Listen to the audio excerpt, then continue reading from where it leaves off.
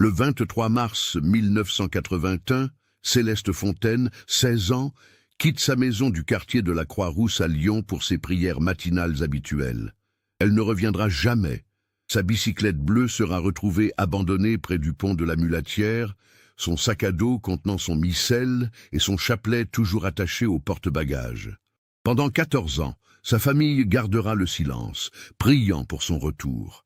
Mais en 1995, lors de travaux de rénovation dans l'ancienne sacristie de l'église Saint-Bruno, une découverte bouleversante force Marguerite Fontaine, la mère de Céleste, à briser son silence. Ce qu'elle révélera aux enquêteurs changera à jamais la perception de cette famille apparemment parfaite. Comment une adolescente exemplaire, fille d'un prêtre respecté, peut-elle simplement disparaître sans laisser de traces? Et surtout, quel secret si terrible sa mère a-t-elle gardé pendant toutes ces années? Avant de continuer avec cette histoire troublante, si vous appréciez les cas mystérieux réels comme celui-ci, abonnez-vous à la chaîne et activez les notifications pour ne manquer aucun nouveau cas. Maintenant, découvrons comment tout a commencé. Lyon, au début des années 80, est une ville marquée par son histoire catholique profonde. Le quartier de la Croix-Rousse, perché sur sa colline, conserve encore cette atmosphère particulière où tout le monde se connaît, où les commérages circulent rapidement entre les boulangeries et les petits commerces de proximité. Les façades ocre et rose des immeubles anciens abritent des familles qui, pour la plupart, fréquentent assidûment les paroisses locales. La famille Fontaine incarne parfaitement cette respectabilité religieuse. Le père Michel Fontaine, ordonné prêtre en 1963, est arrivé à la paroisse Saint-Bruno en 1968. Grand, les cheveux grisonnants soigneusement peignés, il porte toujours sa soutane noire avec une dignité qui impressionne ses paroissiens. Sa voix grave et posée résonne chaque dimanche dans l'église bondée. Les fidèles apprécient particulièrement ses homélies, toujours empreintes de compassion mais fermes sur les questions de morale. Ce que peu de gens savent, c'est que Michel Fontaine n'a pas toujours été prêtre. Avant son ordination, il était marié. Son épouse, Marguerite Leclerc, qu'il avait épousée en 1959, est décédée en 1962 dans un accident de voiture sur la route nationale 7 entre Lyon et Vienne. Dévasté par cette perte, Michel s'est tourné vers l'Église, voyant dans le sacerdoce une façon de donner un sens à sa souffrance. L'évêché de Lyon, après étude de son dossier et compte tenu des circonstances exceptionnelles de son veuvage, a accepté sa candidature au séminaire. Mais voilà où commence la complexité de cette histoire.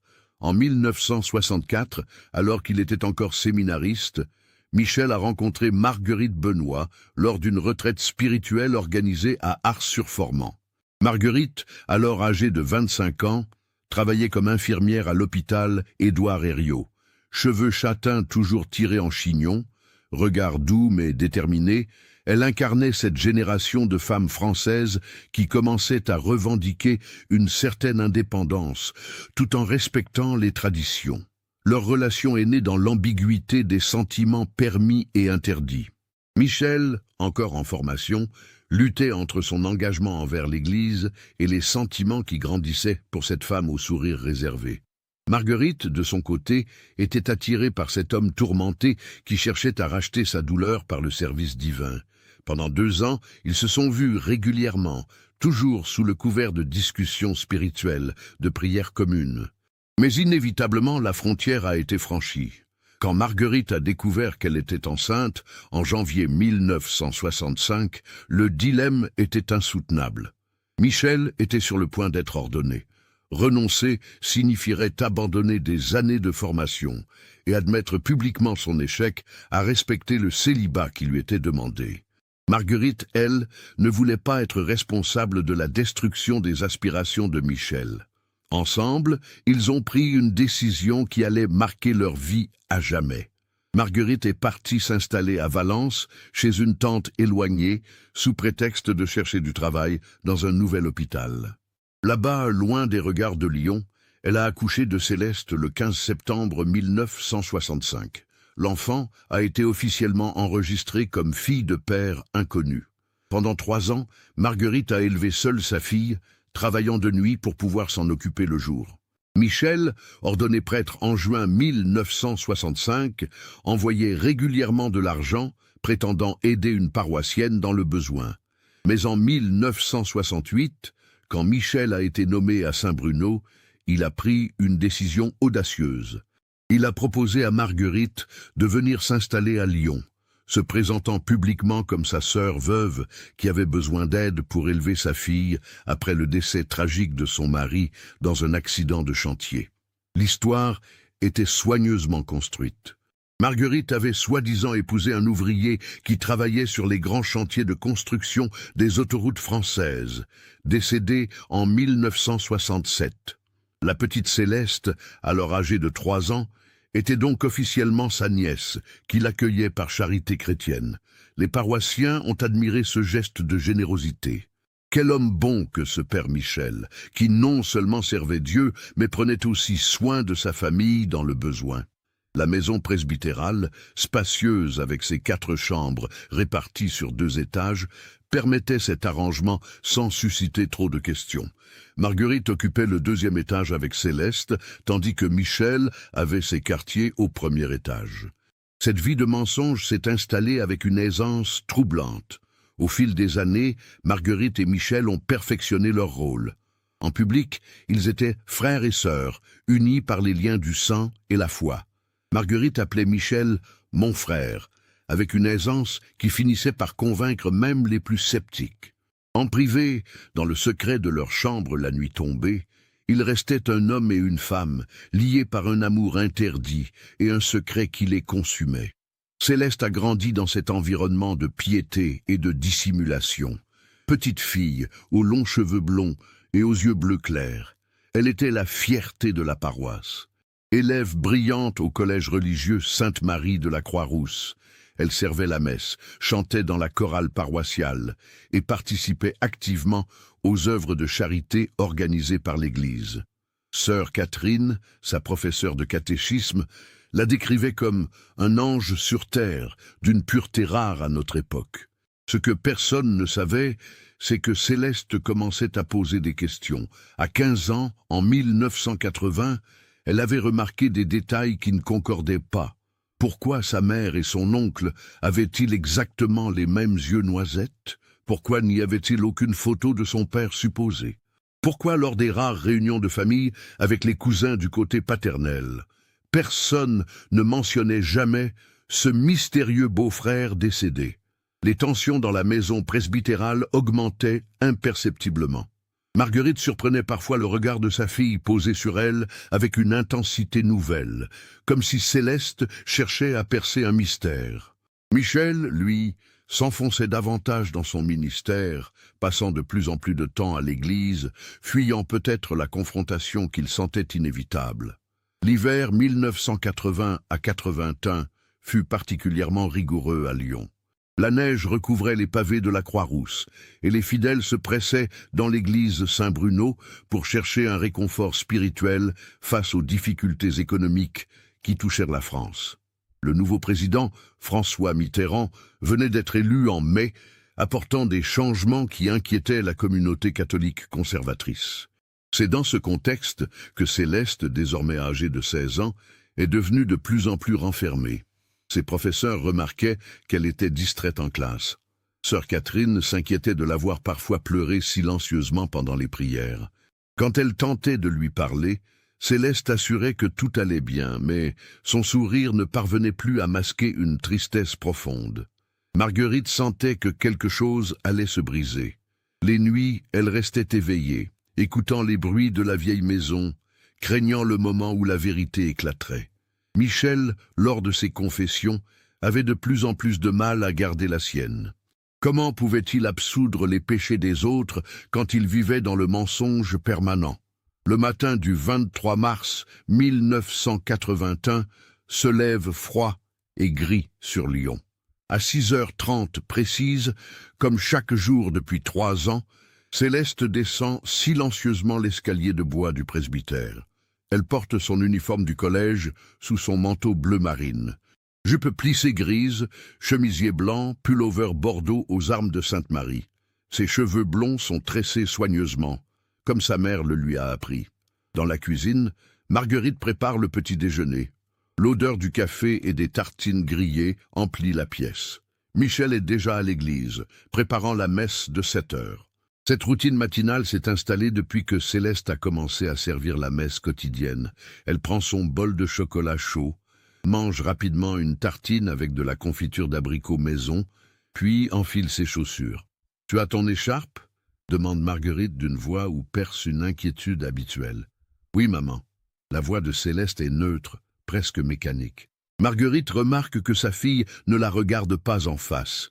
Ce détail, qu'elle repensera des milliers de fois dans les années suivantes, aurait dû l'alerter.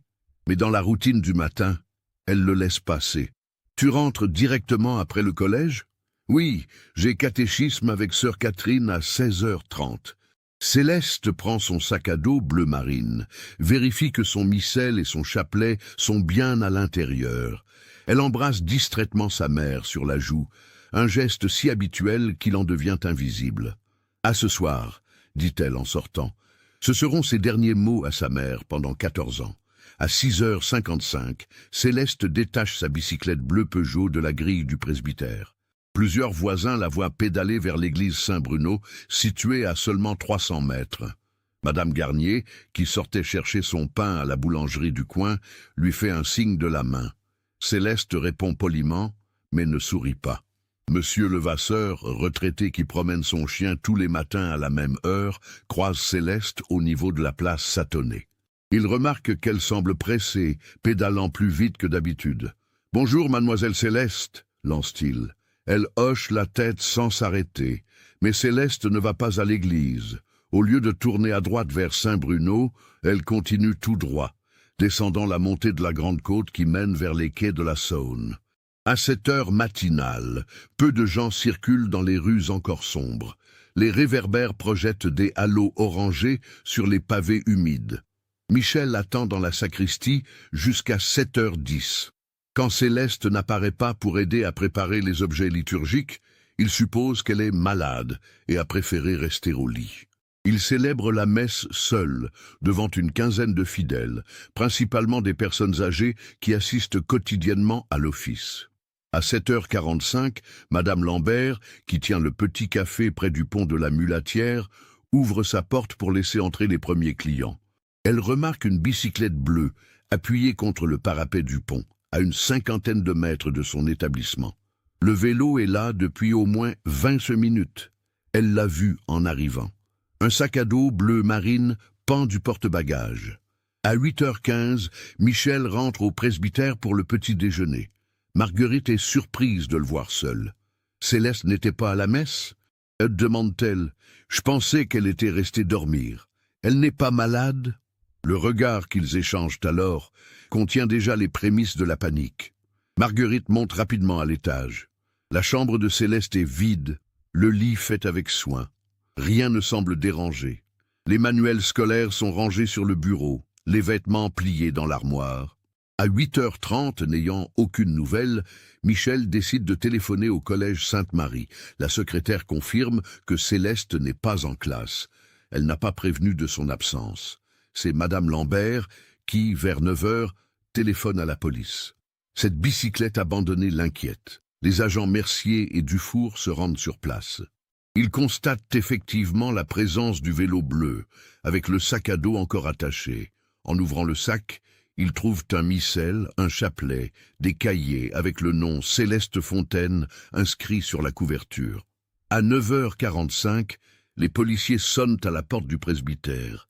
Michel ouvre, le visage déjà défait par l'angoisse. Quand les agents lui montrent le sac à dos, Marguerite, qui se tient derrière lui, pousse un cri étouffé. « C'est celui de ma fille. Où est-elle? Où est Céleste ?» L'inspecteur Laurent Girard, 52 ans, 28 années de service dans la police lyonnaise, prend en charge l'affaire dès 10h30. Homme méticuleux aux cheveux gris coupés courts, il a vu défiler des centaines de disparitions. La plupart sont des fugues d'adolescents qui reviennent dans les 48 heures. Mais quelque chose dans le regard des parents Fontaine le met mal à l'aise. Votre fille avait-elle des problèmes, des conflits avec quelqu'un, un petit ami peut-être? Michel secoue la tête avec véhémence. Céleste est une jeune fille pieuse. Elle ne fréquente personne. Elle passe son temps entre le collège et l'église. Aucun comportement inhabituel ces derniers jours. Marguerite hésite. Elle était plus silencieuse, mais je pensais que c'était le stress des examens à venir. Les premières recherches commencent immédiatement. Des plongeurs de la police fouillent la Saône près du pont de la Mulatière. Rien. Les berges sont inspectées minutieusement. Aucune trace de lutte, aucun indice. La bicyclette ne porte pas d'empreintes suspectes. Les témoignages des voisins sont recueillis. Tous décrivent la même chose, une jeune fille exemplaire, discrète, toujours polie. Personne n'a remarqué quoi que ce soit d'anormal ce matin-là. Madame Garnier confirme l'avoir vue partir vers l'église. Monsieur Levasseur décrit une Céleste pressée, mais pas paniquée. Ce qui trouble l'inspecteur Girard, c'est le timing. Entre 6h55, quand Céleste est vue pour la dernière fois par Levasseur place Satonnet, et 7h45, quand son vélo est découvert près du pont, presque 1 heure s'est écoulée. 1 heure pendant laquelle personne ne l'a vue. 1 heure qui suffit pour aller loin, pour prendre une décision, pour disparaître volontairement. Le soir même, à 19h, la télévision régionale diffuse un appel à témoins. La photo de Céleste, prise lors de sa confirmation l'année précédente, apparaît à l'écran. Elle porte une robe blanche, un voile transparent, et sourit timidement.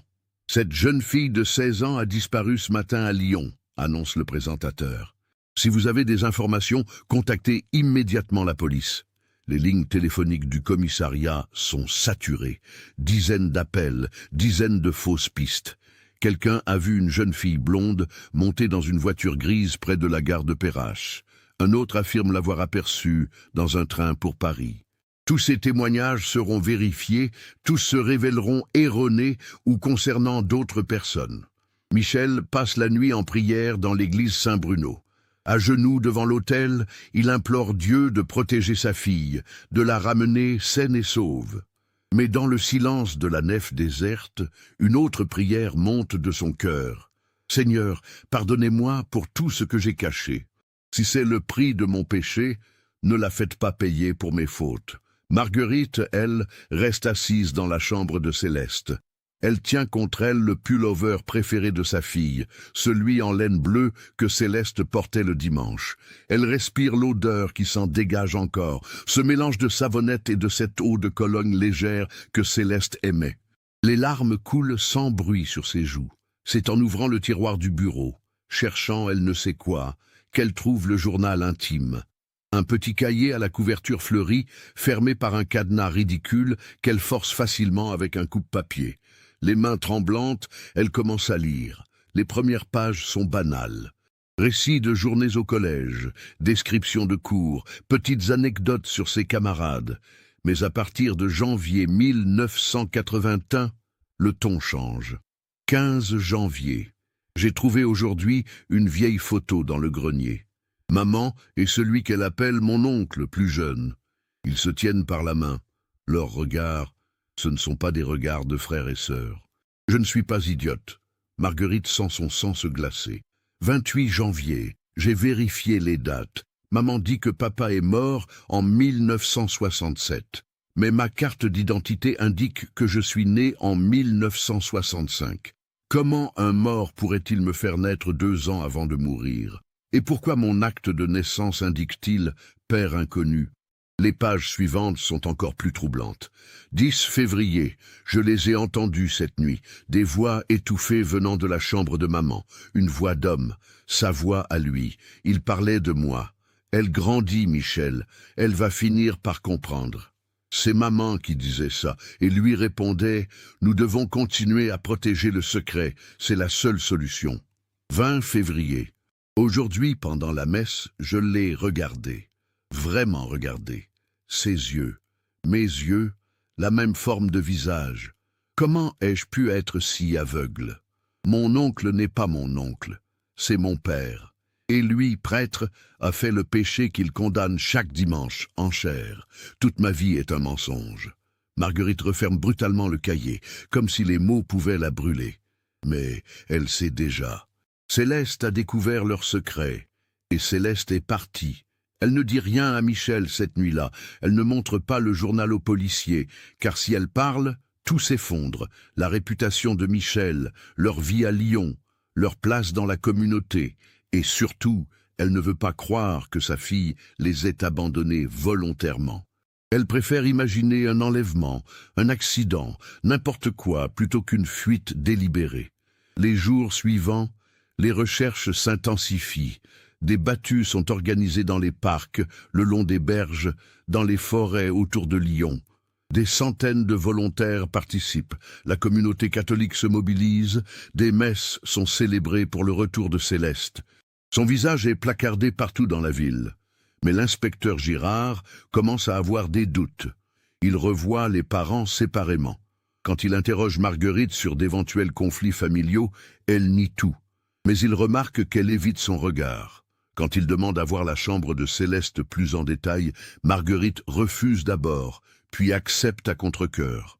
Girard remarque l'absence de journal intime, alors que la plupart des adolescentes en tiennent un. Il note aussi que certains vêtements semblent manquants. Des espaces vides dans l'armoire, des cintres inutilisés. Quand il en fait la remarque, Marguerite dit qu'elle n'a rien remarqué. Le 30 mars, une semaine après la disparition, un témoin se présente. Madame Roussel, employée à la gare routière de Lyon-Perrache, se souvient d'une jeune fille blonde qui a acheté un billet pour Marseille le matin du 23 mars vers 7h30. Elle ne peut pas être certaine qu'il s'agissait de Céleste, mais le signalement correspond. La jeune fille portait un manteau bleu marine et semblait pressée.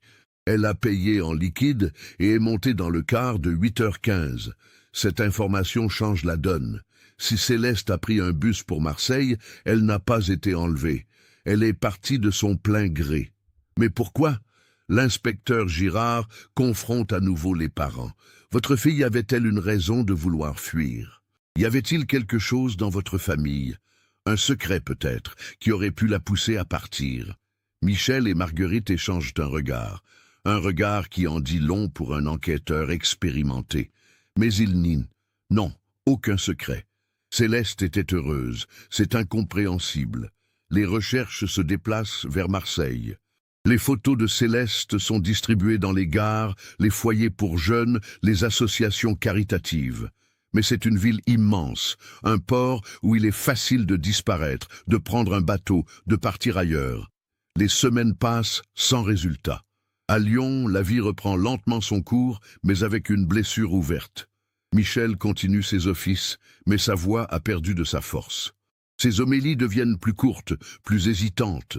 Les paroissiens, par respect, ne posent pas de questions. Ils prient pour Céleste, allument des cierges à son intention. Marguerite, elle, se referme complètement. Elle cesse peu à peu ses activités sociales.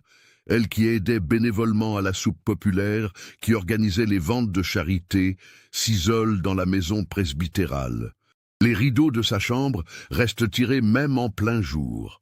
Ce que personne ne sait, c'est que chaque nuit, Marguerite relit le journal intime de sa fille. Elle connaît désormais chaque mot par cœur, et chaque mot est un reproche silencieux, une accusation qui la ronge de l'intérieur.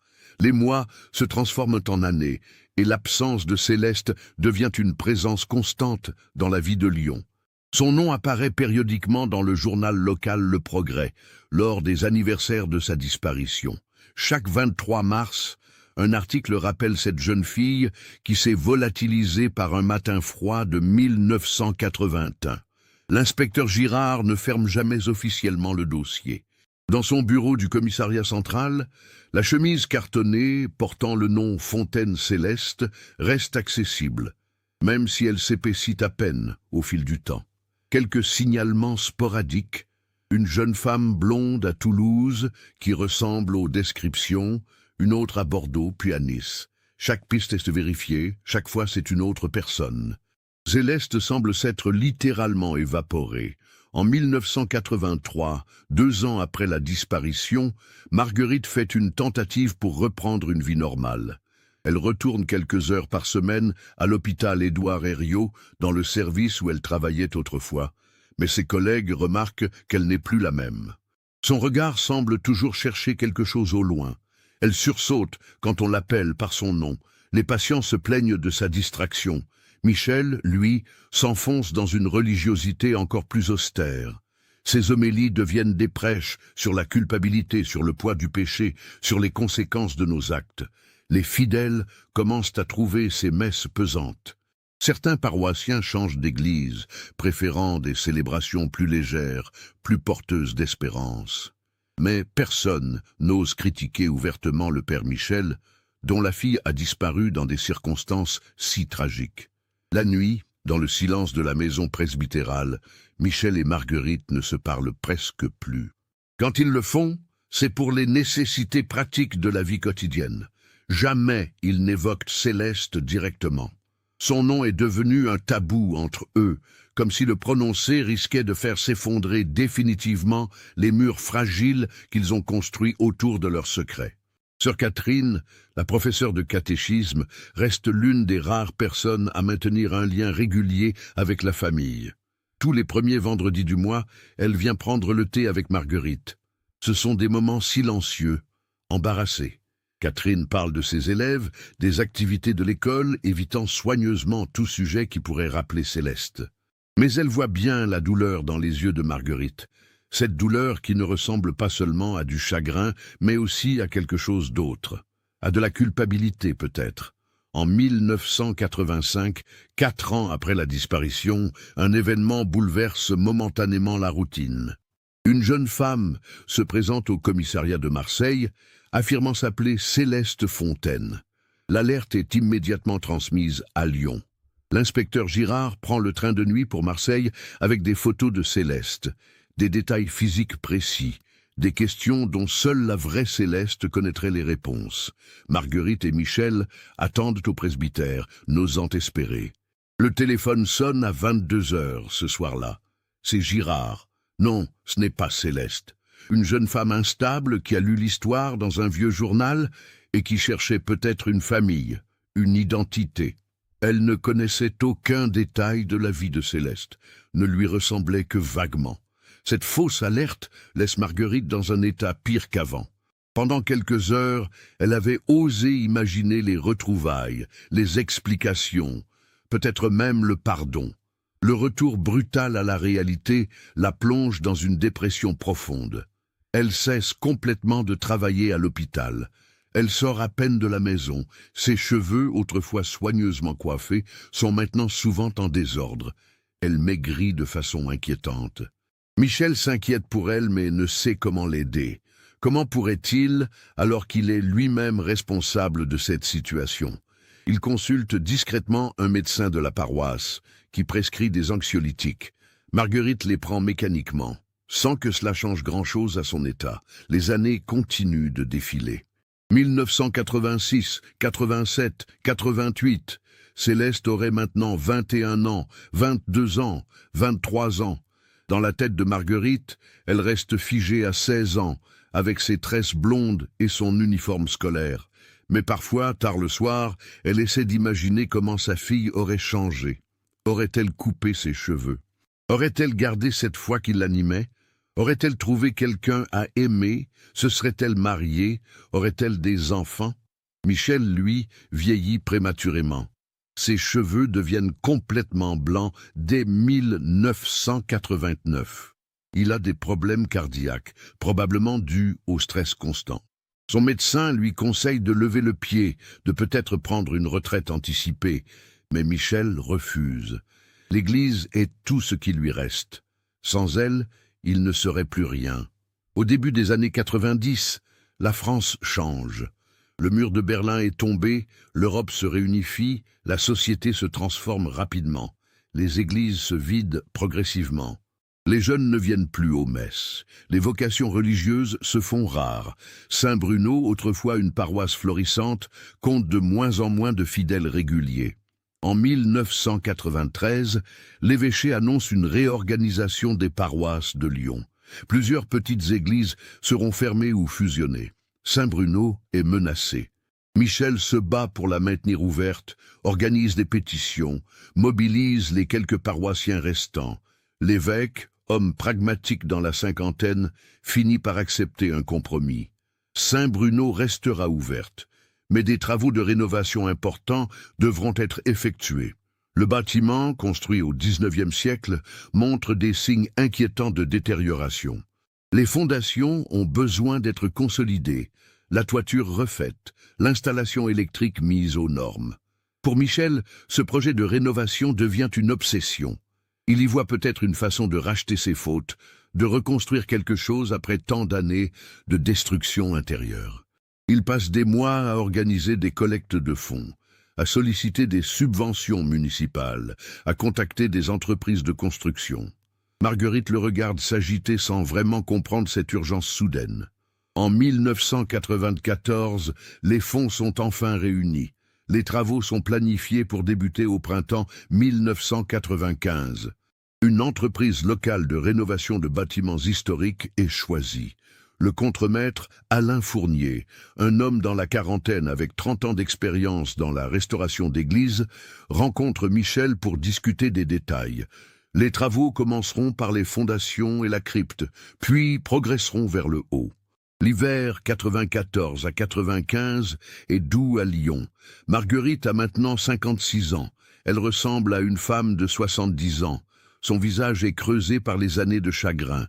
Elle passe l'essentiel de ses journées dans sa chambre, lisant et relisant ce journal intime qu'elle a caché au fond de son armoire, enveloppé dans un vieux châle.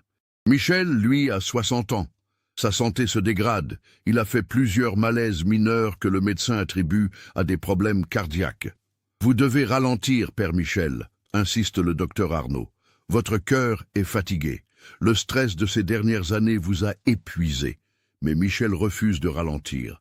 Les travaux de l'église deviennent sa raison de vivre. L'inspecteur Girard, maintenant proche de la retraite, passe encore parfois au presbytère. Il n'a jamais abandonné l'espoir de résoudre ce cas qui l'a hanté pendant toutes ces années. Il observe Michel et Marguerite avec ses yeux d'enquêteur expérimenté. Il sait qu'ils cachent quelque chose, mais quoi exactement? Il a fouillé leur passé, vérifié toutes les déclarations. Officiellement, tout est en ordre. Michel est prêtre depuis 1965. Marguerite est sa sœur veuve, qui vit avec lui depuis 1968. Céleste était la fille de Marguerite, d'un père ouvrier décédé tragiquement. Mais Girard a appris à reconnaître les mensonges, même les plus élaborés. Il y a quelque chose qui ne colle pas dans cette histoire. Pourquoi aucune photo de ce mari ouvrier? Pourquoi aucun parent, du côté paternel, ne s'est manifesté après la disparition? Pourquoi l'acte de naissance de Céleste indique « père inconnu » alors que Marguerite prétend avoir été mariée? Ces incohérences le travaillent, mais sans preuve concrète, il ne peut rien faire. Au printemps 1995, les travaux de Saint-Bruno commencent enfin. C'est le 15 mars, presque exactement 14 ans après la disparition de Céleste. L'équipe de Fournier commence par évacuer la crypte sous l'église, un espace sombre et humide qui sert principalement au stockage de vieux objets liturgiques et de meubles hors d'usage. Le 22 avril 1995, un samedi matin ensoleillé, l'équipe de rénovation travaille dans l'ancienne sacristie adjacente à la crypte.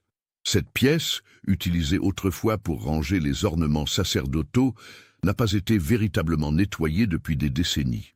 Des étagères poussiéreuses montent jusqu'au plafond, remplies de vieux livres de messe, de chandeliers ternis, de statues ébréchées. Julien Mercier, un jeune ouvrier de 25 ans qui travaille avec Fournier depuis 3 ans, est chargé de vider complètement la sacristie avant que les maçons n'interviennent sur les murs. Il porte un masque à cause de la poussière qui vole dans l'air chaque fois qu'il déplace un objet. Vers 11h30, alors qu'il déplace une lourde armoire en chêne appuyée contre le mur du fond, il remarque que le mur derrière sonne creux quand il tape dessus. Curieux, il appelle Fournier. « Patron, venez voir, je crois qu'il y a un espace vide derrière ce mur. » Fournier, habitué aux anciennes églises, avec leurs passages secrets et leurs espaces cachés, n'est pas surpris. Ces vieux bâtiments sont pleins de recoins, probablement un ancien placard muré. Il décide d'ouvrir le mur pour vérifier son état structurel. Julien commence à retirer délicatement les vieilles briques. Après une heure de travail minutieux, une ouverture d'environ 50 centimètres de large apparaît. Julien braque sa lampe torche dans le trou. Ce qu'il voit le fait reculer brusquement. « Patron, il y a quelque chose là-dedans. Je crois que c'est un sac. » Fournier regarde à son tour. Effectivement, dans le petit espace caché, à peine plus grand qu'1 mètre carré, se trouve un grand sac de voyage en toile verte. Le sac est recouvert de poussière mais semble en bon état. « Ne touche à rien !» ordonne Fournier. On ne sait jamais ce qui peut être caché dans ces vieux bâtiments. Va chercher le père Michel. Michel est dans l'église principale, supervisant d'autres travaux. Quand Julien lui explique la découverte, il pâlit visiblement. Il suit l'ouvrier jusqu'à la sacristie, le cœur battant. Quelque chose dans cette découverte le remplit d'une angoisse inexplicable. Fournier lui montre l'ouverture. « Père Michel, nous avons trouvé ceci derrière le mur. Nous pensions que vous devriez voir avant que nous le sortions. C'est peut-être un objet de valeur oublié. » Michel s'approche, regarde dans l'espace caché, le sac de voyage vert. Son sang se glace.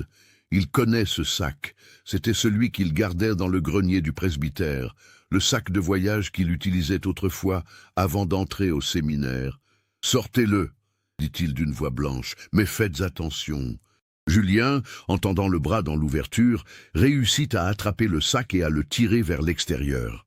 Le sac est lourd. Quand il le pose au sol, un nuage de poussière s'élève.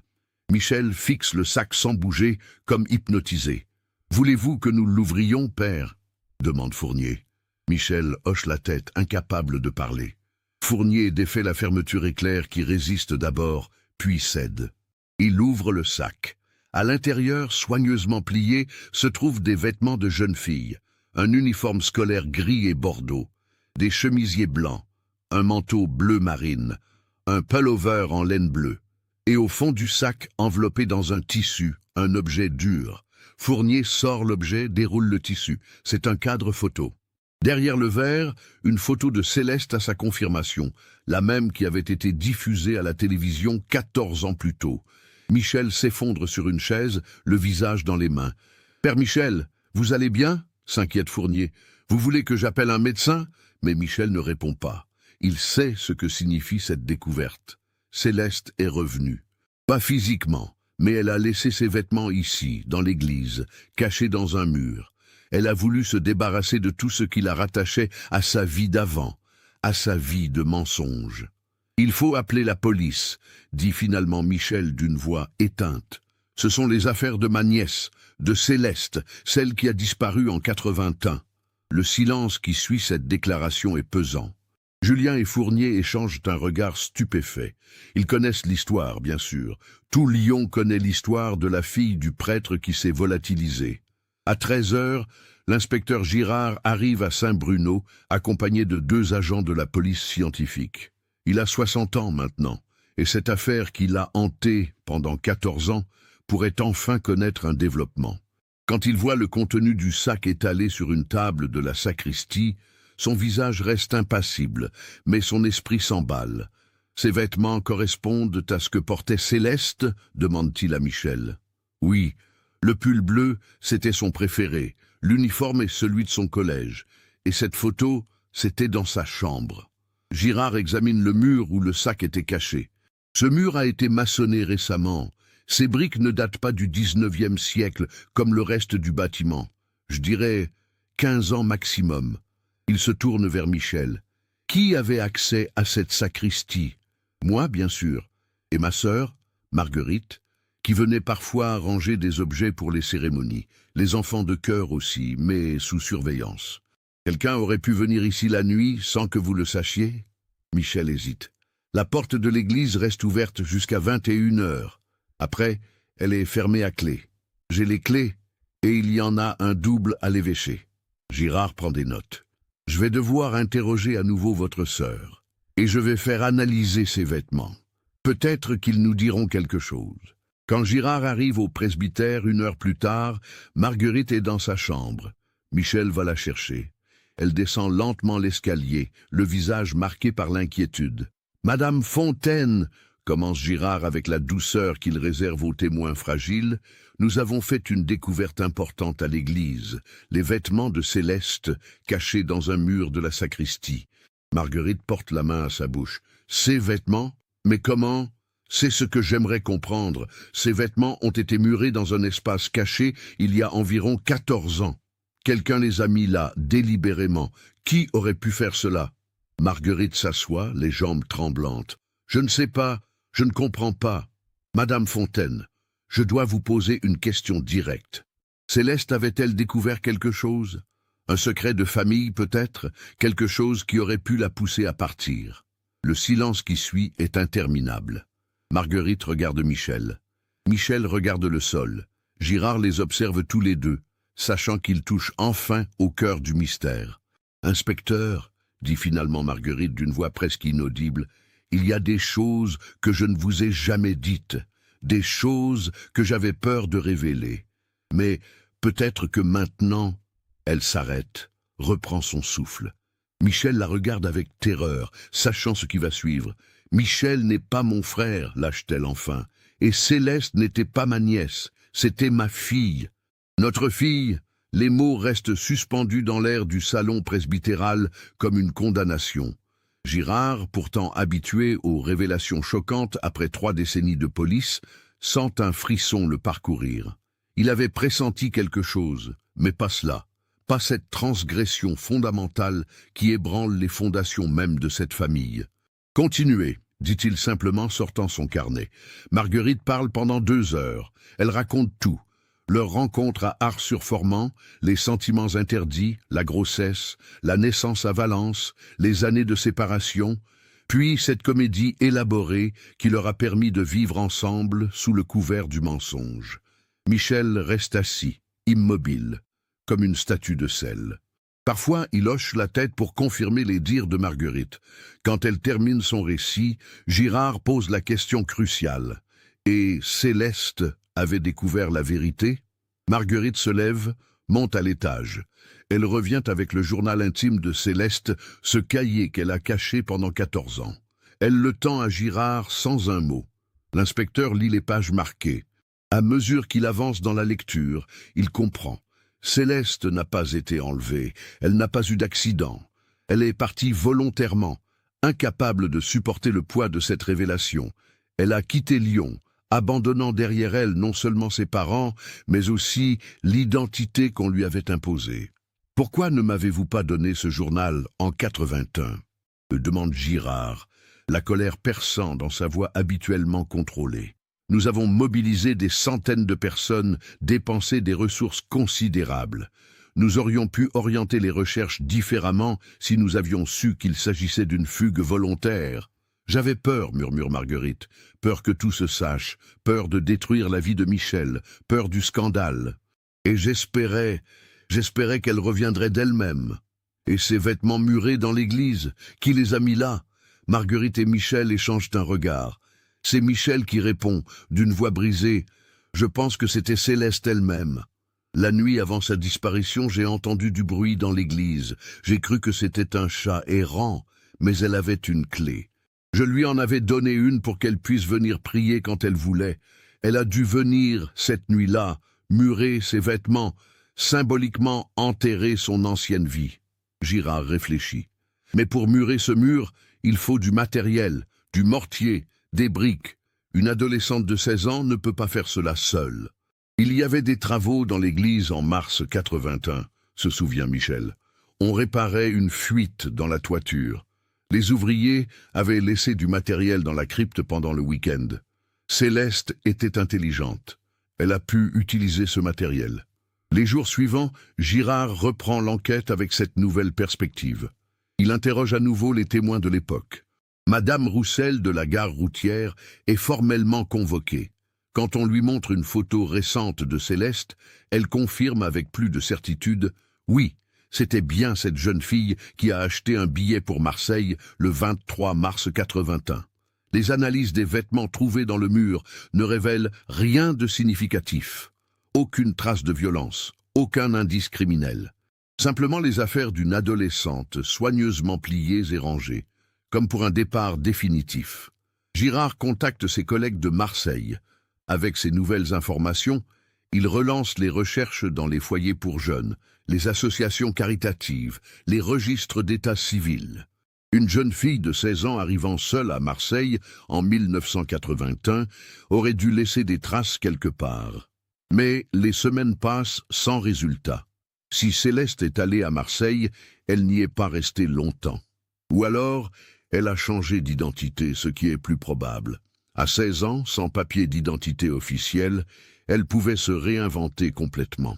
Pendant ce temps, à Lyon, le scandale éclate. La presse locale, ayant eu vent des révélations, publie des articles sensationnels. Le prêtre et son secret, la fille disparue était la sienne. Titre Le Progrès en première page. Des journalistes campent devant le presbytère. Les caméras de télévision filment l'église Saint-Bruno. L'évêque de Lyon convoque Michel.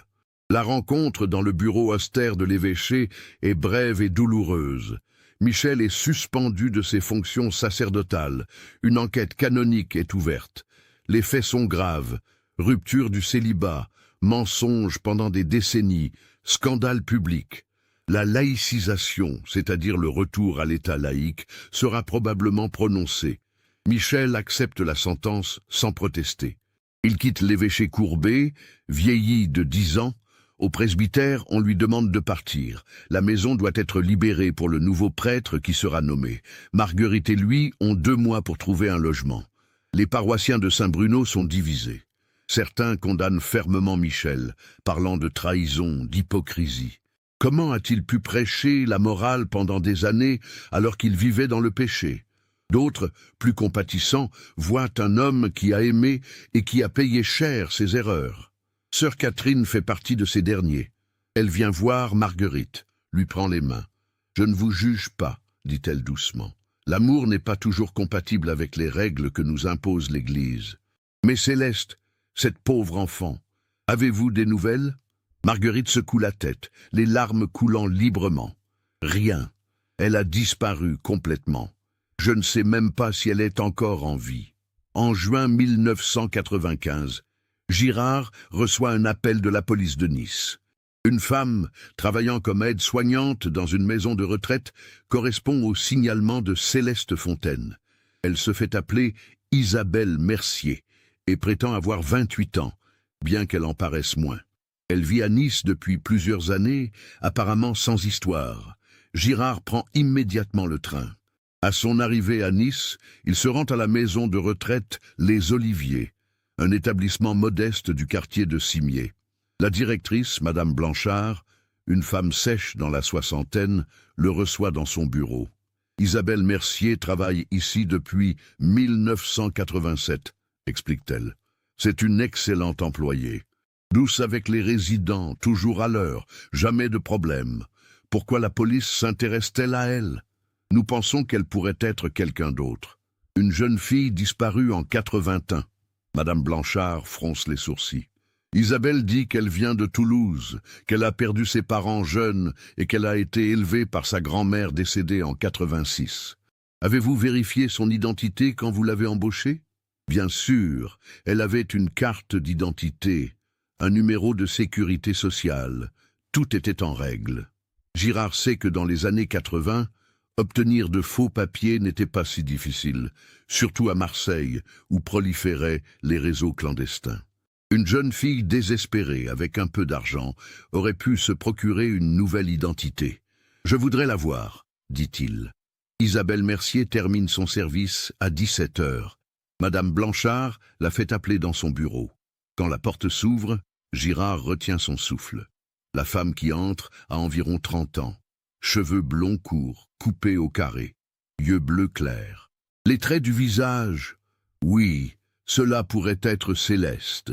Mais 14 ans ont passé. Une adolescente de 16 ans devient une femme de 30 ans. Les changements sont inévitables. Isabelle, voici l'inspecteur Girard de Lyon. Il aimerait vous poser quelques questions. La femme pâlit légèrement mais garde son calme. Lyon, je n'ai jamais vécu à Lyon. Girard sort une photo de Céleste à 16 ans. Vous êtes sûr, vous ne reconnaissez pas cette jeune fille? Isabelle regarde la photo longuement. Son visage ne trahit aucune émotion. Non, qui est-ce? Céleste Fontaine. Disparue en mars 81 à Lyon.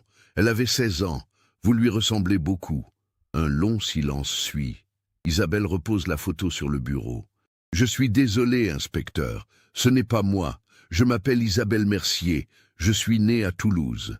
Girard sort d'autres photos. Michel en soutane. Marguerite plus jeune. L'église Saint-Bruno. Isabelle les regarde une à une, son visage restant impassible.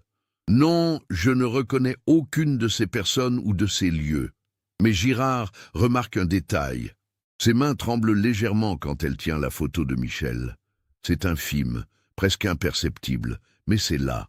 Mademoiselle Mercier, accepteriez-vous de nous donner vos empreintes digitales? Simplement pour éliminer cette piste définitivement. Pour la première fois, une émotion traverse le visage d'Isabelle. De la peur. Pourquoi? Je vous ai dit que ce n'était pas moi. C'est une simple formalité. Si vous êtes vraiment Isabelle Mercier, vos empreintes ne correspondront pas et vous ne serez plus jamais ennuyée avec cette histoire. Isabelle hésite, puis « je refuse ». Vous n'avez aucun mandat, aucune raison légale de me demander cela. Je ne suis pas une criminelle. Elle a raison et Girard le sait. Sans preuve concrète d'un crime, il ne peut la forcer. Mais son refus est révélateur. Isabelle Mercier a quelque chose à cacher. Girard retourne à Lyon les mains vides, mais avec une conviction. Isabelle Mercier est Céleste Fontaine. Maintenant, il doit le prouver. Septembre 1995, 6 mois après la découverte des vêtements. Marguerite et Michel ont quitté le presbytère et louent un petit appartement dans le quartier de Vèze, loin de la Croix-Rousse et des regards accusateurs. Michel, officiellement laïcisé par Rome en août, travaille maintenant comme bibliothécaire dans une bibliothèque municipale. Marguerite ne sort presque plus. Girard n'a pas abandonné. Il a demandé à un juge d'instruction d'ouvrir une enquête pour disparition inquiétante qui lui donne plus de pouvoir. Avec l'accord du juge, il obtient un mandat pour comparer les empreintes d'Isabelle Mercier avec celles relevées dans la chambre de Céleste en 1981. Le 20 septembre, accompagné de 2 gendarmes, il retourne à Nice. Cette fois, Isabelle ne peut refuser. Les empreintes sont prélevées. Elle ne dit pas un mot pendant toute la procédure, son visage fermé comme un masque. Les résultats arrivent 3 jours plus tard. Correspondance positive. Isabelle Mercier est bien Céleste Fontaine. Girard retourne immédiatement à Nice avec une convocation officielle.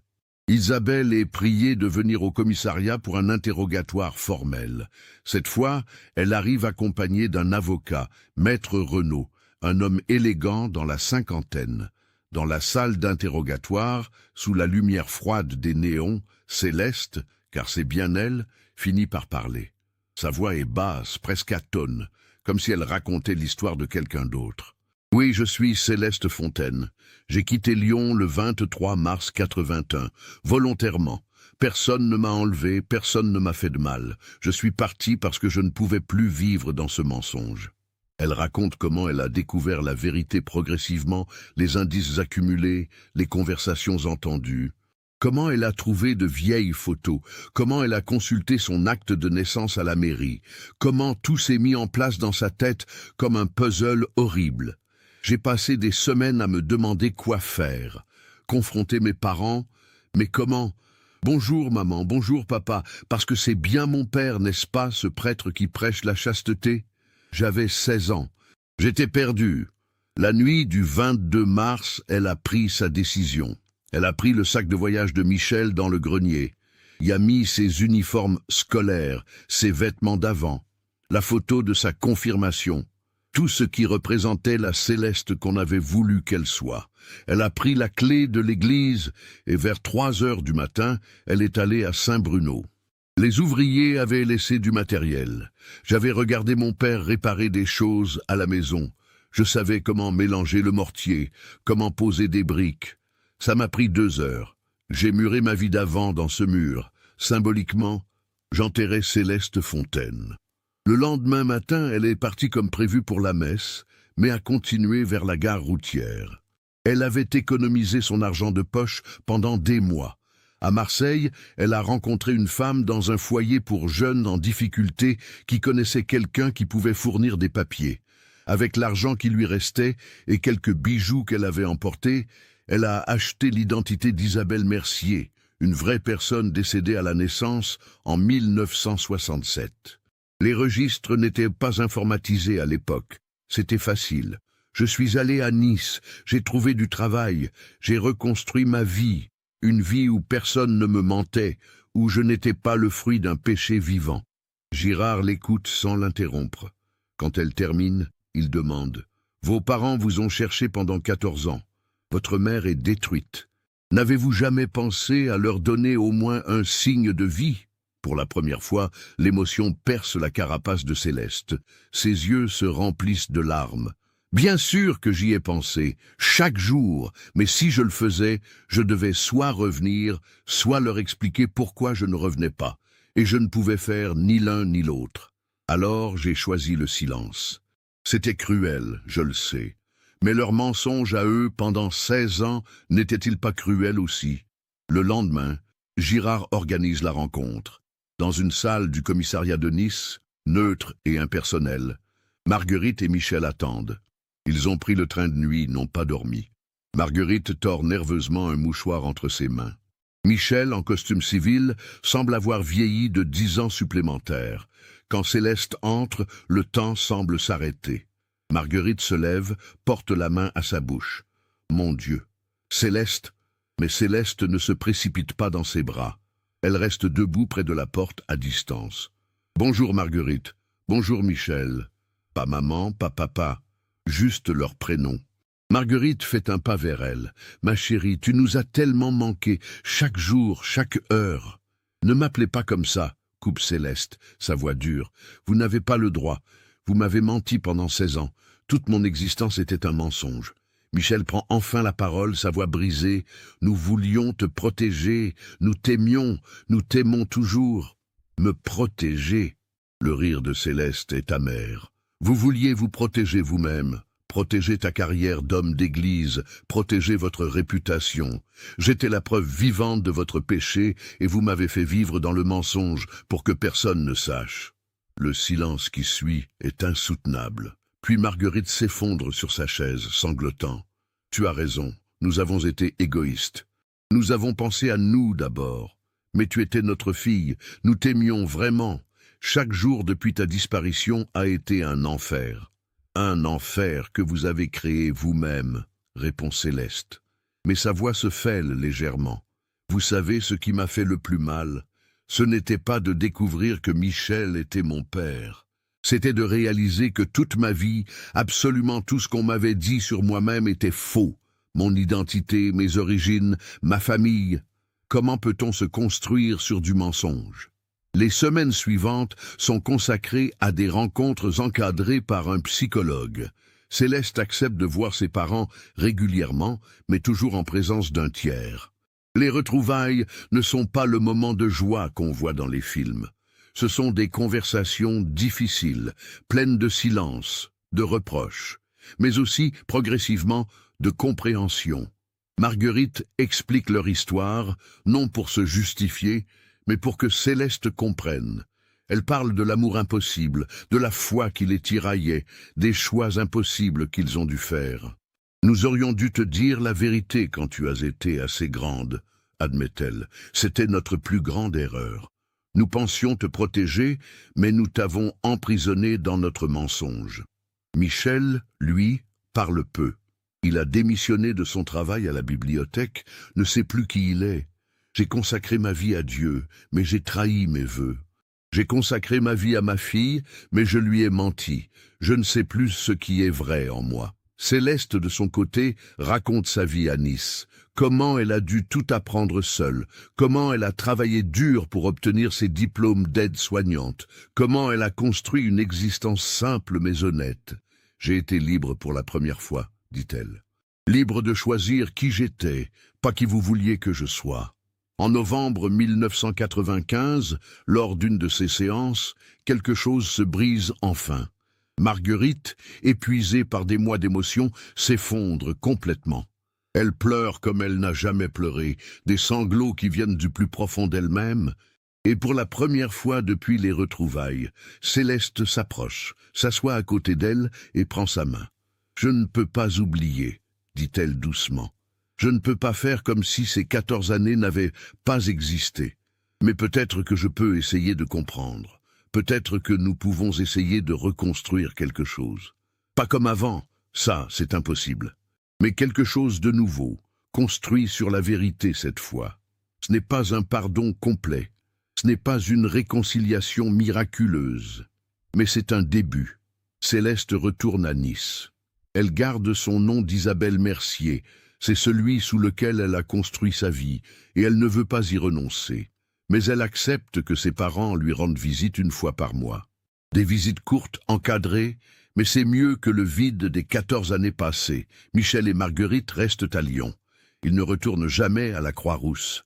Leur ancien presbytère abrite maintenant un jeune prêtre énergique qui redonne vie à la paroisse Saint-Bruno.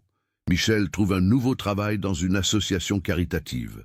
Il aide les personnes en difficulté, peut-être pour racheter ses fautes, peut-être simplement parce qu'il a besoin de donner un sens à sa vie. L'inspecteur Girard prend sa retraite en janvier 1996. Cette affaire était sa dernière. Lors de sa fête de départ, ses collègues lui demandent quel cas l'a le plus marqué. Sans hésiter, il répond « Céleste Fontaine ». Parce que j'ai compris que parfois, les disparus choisissent de disparaître non pas pour fuir quelque chose, mais pour se trouver eux-mêmes. Ce cas nous montre comment les secrets de famille, même gardés par amour, peuvent détruire ceux qu'on cherche à protéger. Céleste Fontaine n'a pas disparu à cause d'un enlèvement ou d'un accident, mais parce que le poids du mensonge était devenu insupportable. 14 ans de silence, 14 ans de souffrance pour tous, simplement parce que la vérité n'avait jamais été dite. Qu'en pensez-vous? Les parents de Céleste auraient-ils dû lui révéler la vérité plus tôt? Une adolescente de 16 ans avait-elle raison de disparaître ainsi, même si c'était pour échapper au mensonge? Partagez vos réflexions dans les commentaires. Si cette histoire vous a touché, n'oubliez pas de vous abonner à la chaîne et d'activer les notifications pour découvrir d'autres cas qui explorent les profondeurs complexes de l'âme humaine. Laissez votre like si ce récit vous a marqué et partagez-le avec quelqu'un qui s'intéresse au mystère de la nature humaine.